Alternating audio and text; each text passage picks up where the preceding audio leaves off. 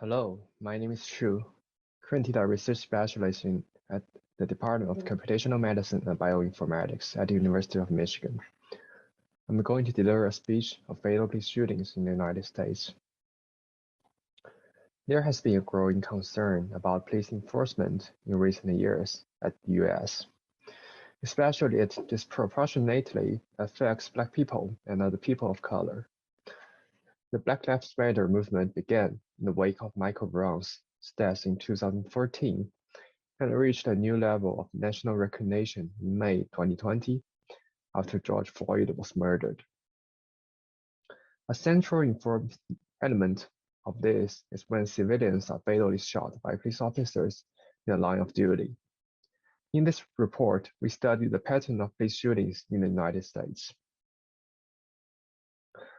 The dataset Fatal Force contains information about police shootings in the United States that have occurred since 2015. The dataset was built and maintained by the Washington Post and is originally collected from police officers during the line of duty. After acquiring the data, the Post also collects additional information from other sources, which supply details about each shooting, such as the race of the victims, the location of shootings, and whether the police officers were wearing body cameras. We also used the United States national population data in 2018. The objective of this research is to determine the influential factors that could decide whether a police shooting was more likely to occur. We also want to determine the impact of George Floyd murder to the fatal shooting rates. We also want to build a model predicting shooting risk level based on historical collection of police shooting data. We first investigate the monthly police shooting rates per million residents across the different states. From the graph on the bottom left, we can conclude that the states with highest police shooting rates is Wyoming, Alaska, Colombia, Vermont, and South Dakota. The states with lowest police shooting rates are New York, Illinois, Pennsylvania, Michigan, and New Jersey. The result is somewhat counterintuitive, since it is often reported that the police shootings frequently occur in major cities like Los Angeles, Chicago, and New York. We hypothesize that the majority population of the suburban areas in those states is highly isolated, which could lead to a lower rate of crime committed. On the other hand, states that have more rural with less population density, the police shooting rates are much higher. This could be caused by the shooting on the violations of traffic regulations, since it is one of the most common reasons for the police enforcement. In order to determine the predictors of some being killed, who does not pose any threat to the police officers or others nearby, we fitted a logistic regression. For these models, we defined an indicator for victims who are reported to be unarmed and uncertain as the response. The logistic regression model in the top center indicates that male victims are significantly less likely to be in the low threat category, as well as the victims showing signs of mental illness and senior people. Victims who are fleeing are significantly more likely to be in the low threat category. Then we talk about the effect of George Floyd murder to the police shootings.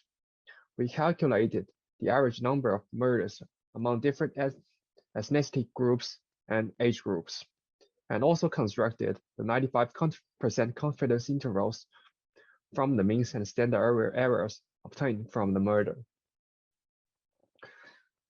From the graphs in the middle left, it is clear that the number of police shootings have decreased among all ethnicity groups after the George Floyd murder occurs.